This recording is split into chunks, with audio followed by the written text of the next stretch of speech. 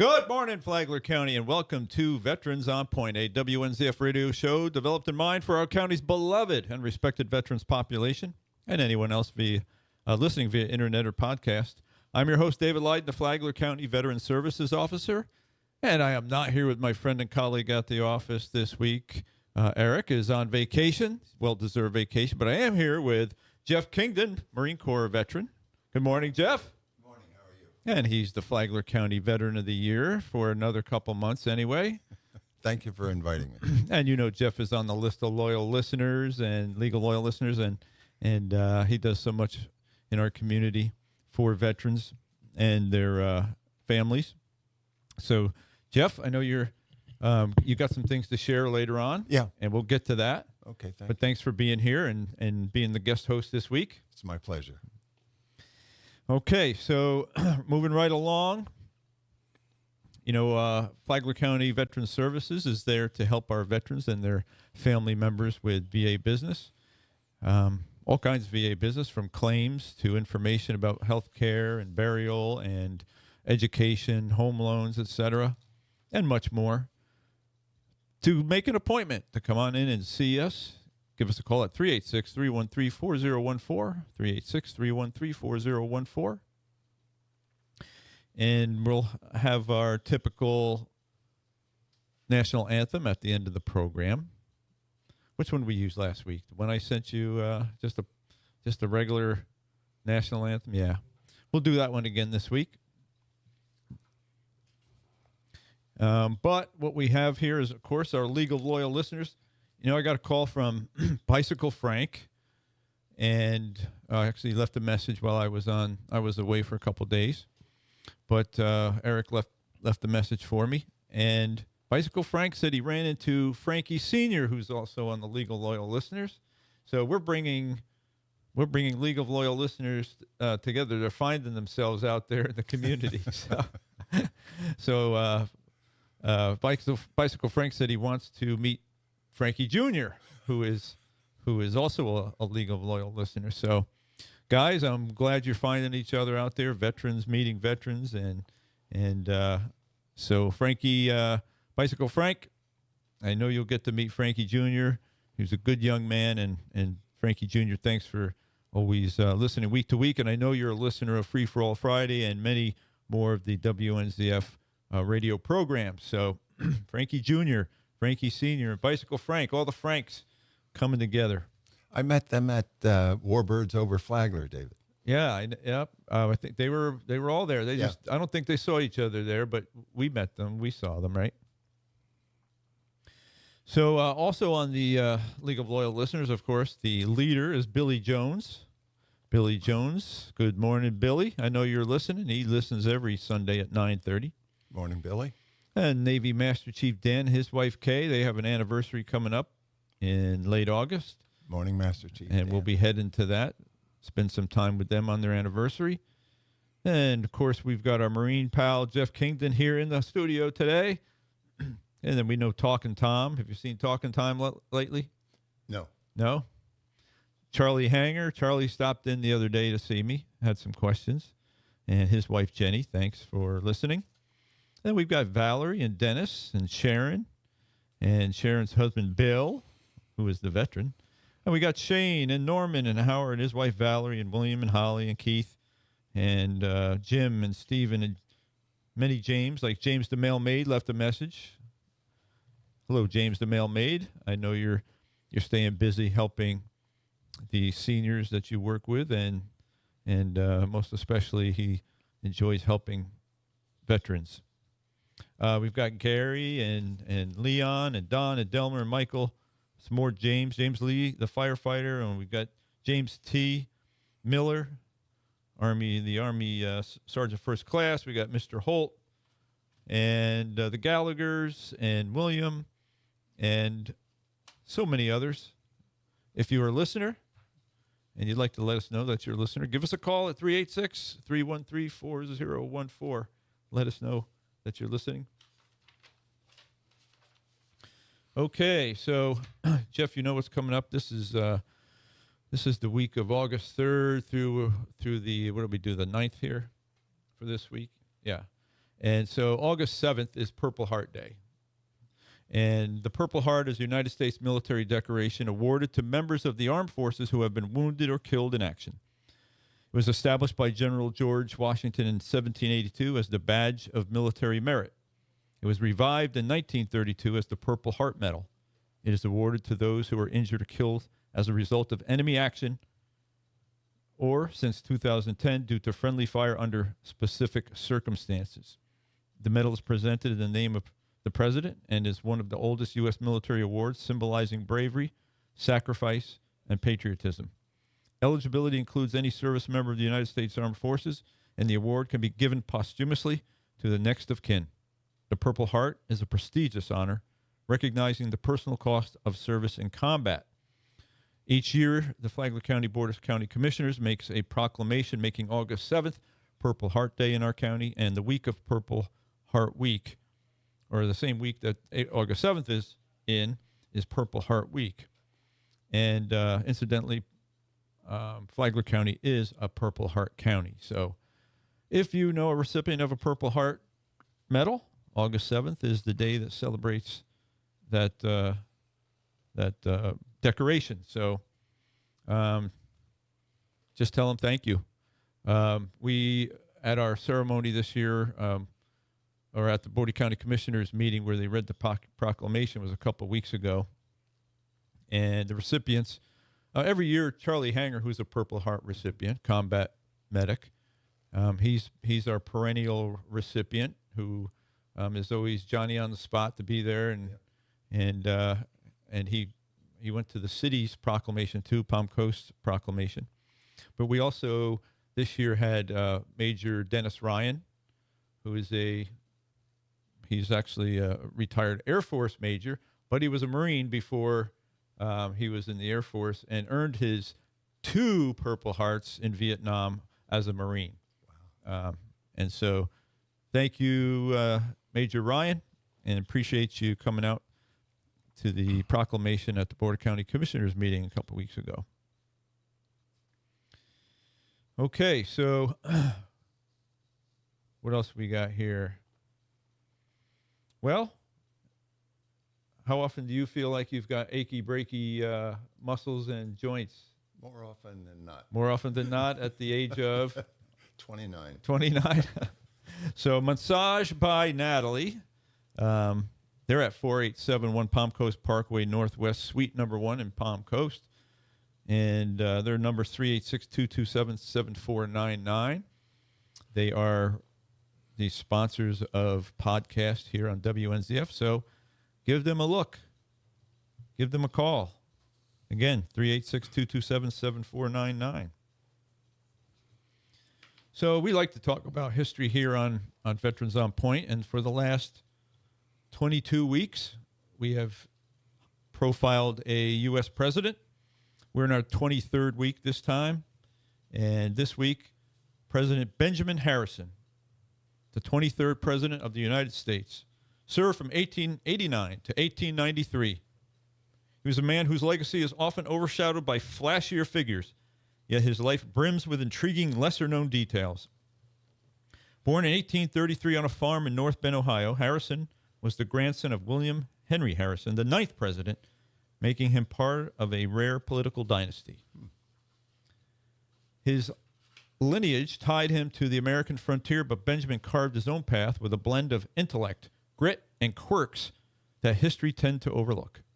One fascinating tidbit is Harrison's role as a Civil War hero. A lawyer by trade, he answered Lincoln's call in 1862, raising a regiment of over 1,000 men for the Union Army. As a colonel of the 70th Indiana Volunteer Infantry, he led his troops into battle at Resaca and Peachtree Creek, earning praise for his bravery. His soldiers nicknamed him Little Ben due to his short stature, barely 5 feet 6 inches. But his courage loomed large. He once rallied his men under heavy fire, a feat that later bolstered his political image as a steadfast leader.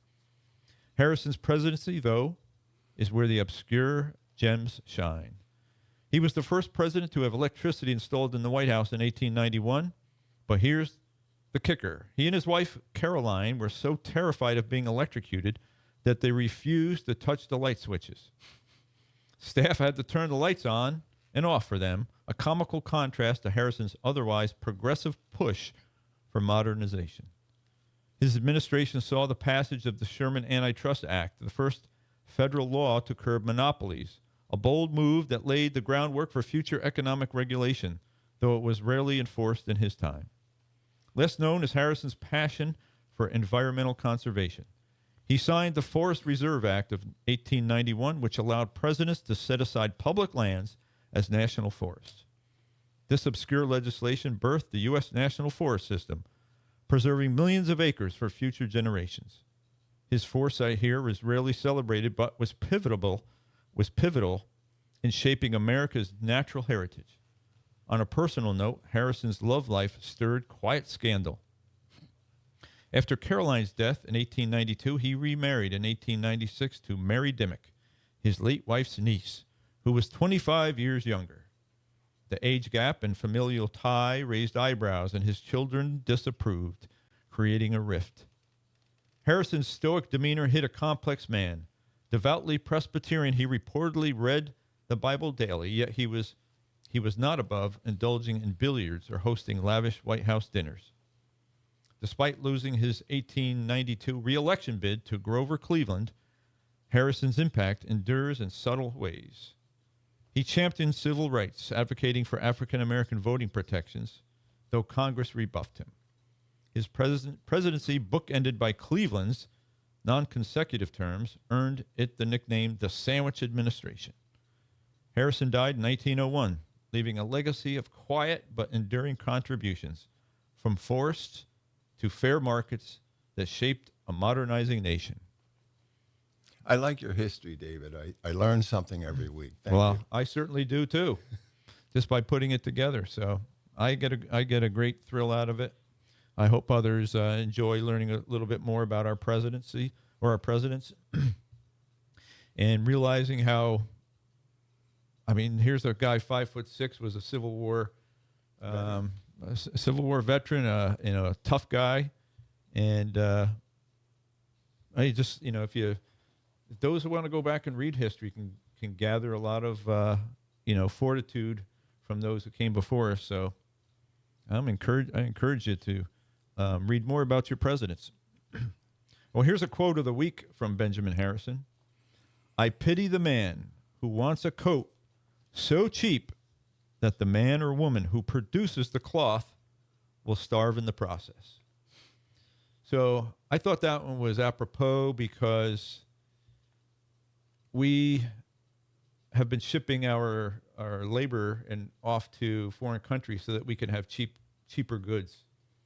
So what he's kind of saying is that if you pay your Americans more, Americans will do better. We'll all gain by it. We'll all gain by it. Americans will do better. We'll all gain by it, and all that money will stay in our country instead of floating elsewhere. I don't know if that was offshore then, but of course it kind of fits for today's situation. Yeah. So if we pay a little bit more for something, and an American makes it, it's better for the economy. It's better for the United States of America. So. All right, so we'll shift gears into drivers the DAV is seeking. Volunteer drivers to take veterans from their homes to their VA appointments. You can call the DAV at 386-439-2122 to find out how to become a volunteer. And you do not need to use your own vehicle for this volunteer endeavor. The DAV does have VA vehicles for that purpose. You do need to be insurable. You do need to have a physical conducted by the VA. So these appointments are to help veterans who need rides to their VA clinic appointments, to their medical center appointments, can be to appointments set up by the VA through community care. So they may go to the Advent Hospital or local doctors that have been set up by the VA, so they can go to those appointments too. And to your compensation and pension exam. So if you've made a disability claim with the VA and the VA has sent you to an examination, the DAV Chapter 86 volunteers can take you to those appointments. You should give them a call at least a week in advance to get on their schedule so that they can find one of the volunteers, go through their list, find a volunteer to take you to your appointment. It works very, very well. Lots of veterans take advantage of it, and they're always in need of volunteers. So, again, DAV Chapter 86 at 386-439-2122. All right, let's send it over to Jeff. Jeff, you've got some things to talk about. Yeah. Recently, a friend of mine who lost her husband, a Marine Corps Sergeant Major, and she got involved with VVMF, Vietnam Veterans Memorial Fund, and they have a program called In Memory. And it's for thousands of Vietnam veterans that have suffered due to Agent Orange exposure, PTSD, and other illnesses as a result of serving our country in Vietnam. The Vietnam Veterans Memorial Fund, VVMF, believes all those who served in Vietnam should be honored and remembered for their service. The In Memory program enables the families and friends of those who came home and later died due to their experience in Vietnam the opportunity to have them forever memorialized. The plaque on the grounds of the Vietnam Veterans Memorial Site, that's the wall in Washington, and there's a plaque on the ground that honors these veterans, and it reads, "In memory of the men and women who served in the Vietnam War and later died as a result of their service. We honor and remember their sacrifice." In Memory was created in 1993. More than 7,000 veterans have been added to the In Memory honor roll since the program began. Like I said, a friend of mine participated in this year, and this year they recognized 774 Vietnam veterans. They were honored the In Memory program. And it happens every Father's Day, again, like I said, at the wall in Washington, D.C. If you ever want to see the honorees, just visit the In Memory Honor Roll site. So on the face of the wall are the 58,000 plus veterans service members who were killed in Vietnam. And then on through this program, there's a website.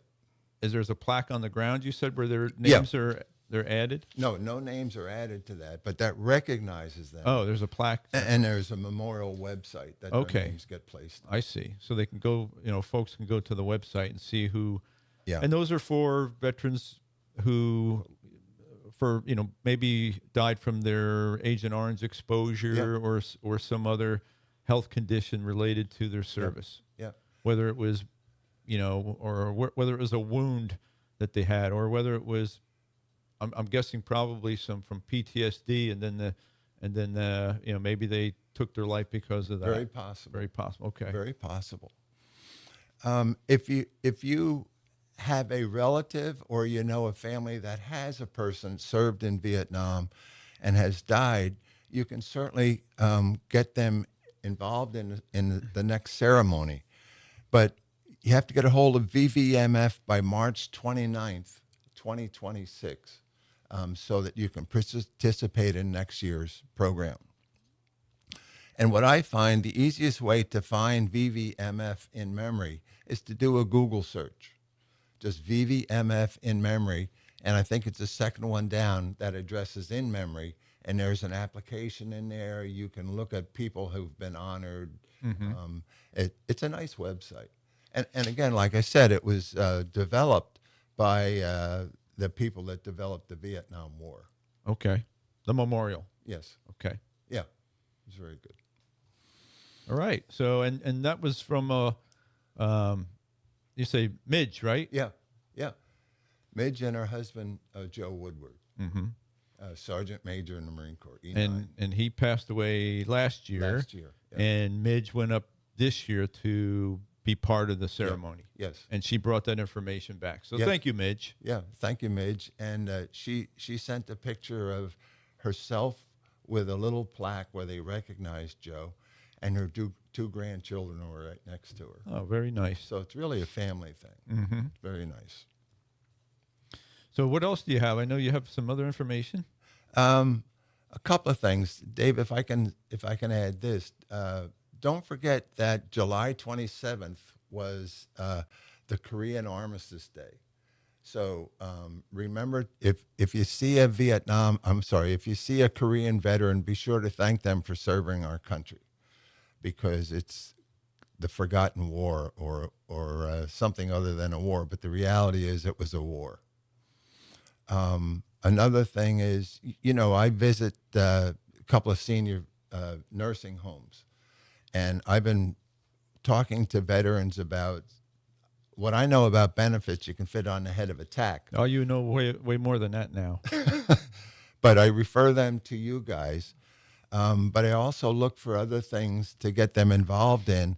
And the 3 veterans at San Cyr have been accepted in the honor flight Oh, okay. this year. When do they go up, in October or something? I think it's October. Yeah. And that's where they, they fly out of either Jacksonville or Orlando, depending on where their flight is, at 4:30 in the morning. They spend the day in Washington at the memorials, and then they get home like at 9:30 at night. That's a long day for a senior. But they're wheelchaired. They're wheelchaired. Yeah. It'd be a long day for me. Me too. Also, if I can, Dave, talk about a couple of meetings, the organizations. The Marine Corps League, the First Sergeant Burdett W. Laux Jr. Marine Corps League meets the third Tuesday at AMVETS in Bunnell at 1800, and it's at 3400 Steel Rail Drive, Bunnell. That's 6 p.m. for you Marines who forgot the 24-hour clock. And we have pizza at 5:15. Okay. So it's sort of a social for 45 minutes. And then there's the VFW that meets on the third Wednesday of every month at 6 p.m. And they have dinner. They have dinners now? For members. Oh, nice. And that's at 47 Old Kings Road, Palm Coast, Florida. And the DAV, the Jim Bowie Chapter 86, meets the second Tuesday at 10:30 in the morning at 27 Florida Park Drive in Palm Coast. Okay, very good. And the American Legion, do you know where they're meeting now, David?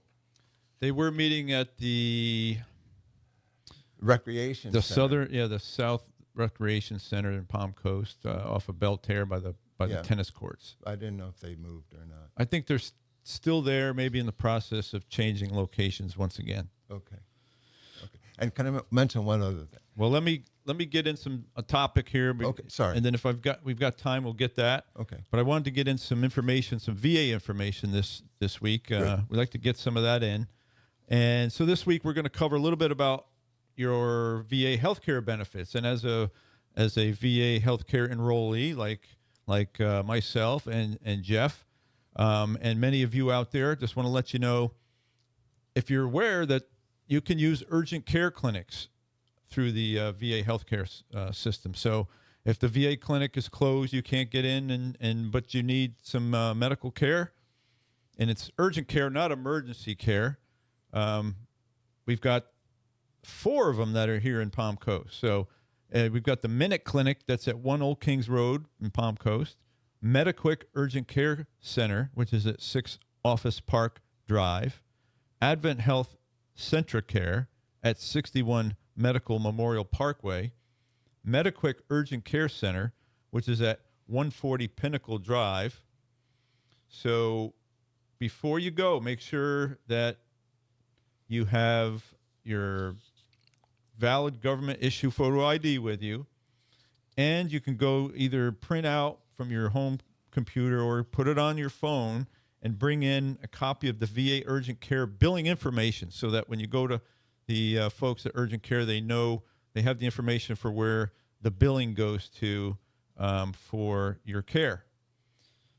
And so I don't know if a lot of people know that if you have things like strep throat, pink eye, sprained muscles, ear infections, maybe you need x-rays for something, some types of lab tests, some medicines and vaccines that these urgent care centers, if you're a VA enrollee, you can take advantage of if your condition requires it. So that's one thing. Can that's Sure. very good information, David. And I think you give out excellent information for veterans. That's nice to know. I think some people just don't think about it. They or don't know about it. Don't know about it. All right, we're down to 2-minute warning.